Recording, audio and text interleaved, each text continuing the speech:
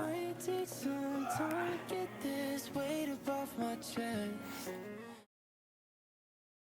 So the first single off the project, Losing You, really cool way it came about. It was our first time ever doing a writing camp, right? Yeah, our own take on a writing camp. It was a writing camp, but it was like we just did it. We were just vibing up in Big Bear with some of our closest collaborators and friends and musicians for, what, 4 or 5 days, 3-4 days? Yeah, we got a little cabin and we just made a ton of stuff. Chris Lee, Nick Pingree, Ben Kavanaugh, 3 guys who we have been working super hand in hand with on this project. They all popped up for the week, and we had Steph, our guitar player, there. We had Roberto, our manager and drummer, there, and he was playing the cajon drum. We just locked in, and there was no pressure. We weren't like, hey, we have to make an album in 5 days. You know? Yeah, exactly. Like, we already had a bunch of songs. We just knew we just wanted to make more music before it ever became like, oh, we need more music. The creation process of Losing You really came so naturally. I remember Steph already had written a couple guitar notes that he had sent us on voice note before even getting to the compound. Yeah. And right when he got there, we were like, Steph, this one you sent us, let's play off this. Let's fuck around with it. Yeah, we'd already made like 2 songs. This was day 2. And we were like, what do we do now? We have like, you know, what, it was like 45 minutes before dinner. Yeah, and we had a bunch of like little ideas started, but nothing was sticking. And then we're like, Steph, let's lay down that guitar. Mm-hmm. This song is super rustic. Like, it's very minimalistic. Almost lo-fi feeling. The drums on it, the only drums you hear are Roberto. If anyone's seen a Jack and Jack show live, you know we like to strip it down and do an acoustic set in the middle of the main set, like 3-4 acoustic songs.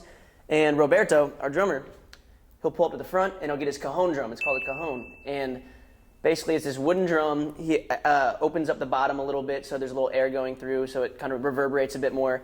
And he can make the bass with his palm and the snare by hitting the top edge.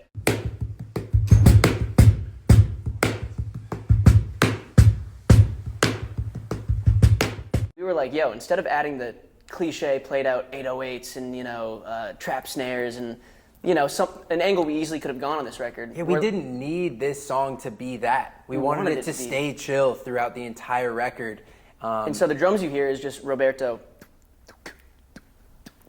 And it's just like... It's like filtered out. It's filtered out, feels a bit underwater. Maybe even, I think I dropped the key after he laid the drums. Which I don't know if that actually matters. The cajon key. But it does. It makes it feel a bit deeper and more like, underground. And we dropped, did he replay the guitar or did we just drop the key?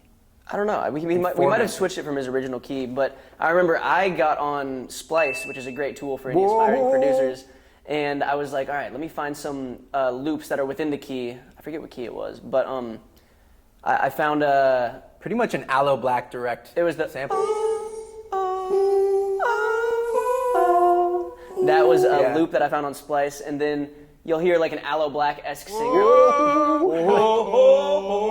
He's just kind of wailing in the background. We kept making the joke that it really was Aloe Black, and we kind of got an Aloe Black feature for free. For free. Which I don't really know what he's doing. It's some guy who sounds exactly like Aloe Black, but it was a free royalty-free sample that was on Splice. And those are the only 4 layers, I think. It's the guitar. There might be like a bass line in there. There is a gnarly bass line because line. Chris Lee... It's fat. Oh my gosh. Remember, we even had to have him turn it down slightly because it was so fat it almost became like a Bootsy Collins record. Yes, it was very loud in the original master, so we had to have him kind of just taper it a bit, or in the original mix. And it's bass, it's that guitar loop, it's Roberto on the cajon drum, and it's, I think, those 2 sample layers that I sent in there. And then outside of that, it's just vocals, harmonies, and it's a very pure, raw feeling record. That's why this song is so special to me.